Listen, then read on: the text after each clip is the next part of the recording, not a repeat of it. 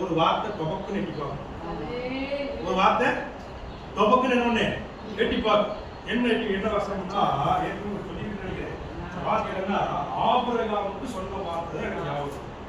என்ன வார்த்தைன்னா சோதோம் குமோரா பட்டணம் அதுல லோத் இருக்கும் பொழுது சிறைப்பட்டு போகும் பொழுது இவர் ஆபிரகாம் போய் அதை எல்லாத்தையும் திரும்ப வீட்டுக்கு போகும் பொழுது சோதோம் குமார ராஜா சொல்லுவாங்க, இது எல்லாத்தையும் நீ எடுத்துக்கோ, என் ஜனங்கள் மட்டும் கொடுங்க அப்படி சொல்லுவா. அப்ப சொல்லுவார் ஒரு வார்த்தை, ஆபிரகாமை நீ ஐஸ்வர்ய நாட்டு என்று சொல்லாதபடிக்கு உன் இடத்துல நான் எதையும் வாங்க மாட்டேன்.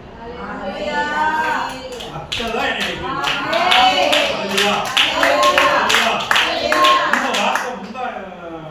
புதன்கிழமையே செவ்வாய்க்கிழமையே அந்த வார்த்தை எனக்கு தெளிவாக பேசப்பட்டது.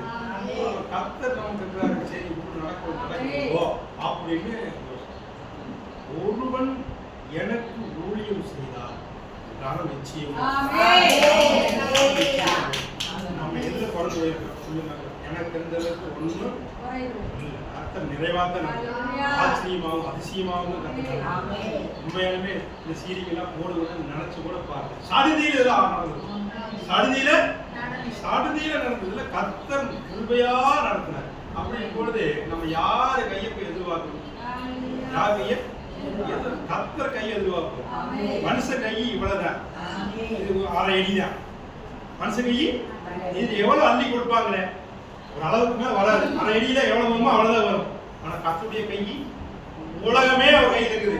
அவர் அள்ளி கொடுத்து எப்படி இருக்கும்? அவர் அள்ளி கொடுத்து எப்படி இருக்கும்? மூடிய மறந்துடும். அவ்வளவு ஆசீர்வாதம் நிச்சயமா. விசுவாசம் தான் முருகாய்க்கு தேடி வருது கணம். முருகாய்க்கு இந்த காலை பொழுது நீங்கள் ஆண்டவருக்கு உண்மையா இருப்பீர்கள் சொன்னார். தேவ நாமத்தை உண்மையா மகிமைப்படுத்தி தேவனுடைய ஆலயத்தில் உண்மையா இருப்பீர்கள் சொன்னார். உங்களுக்கு கணம் தேடி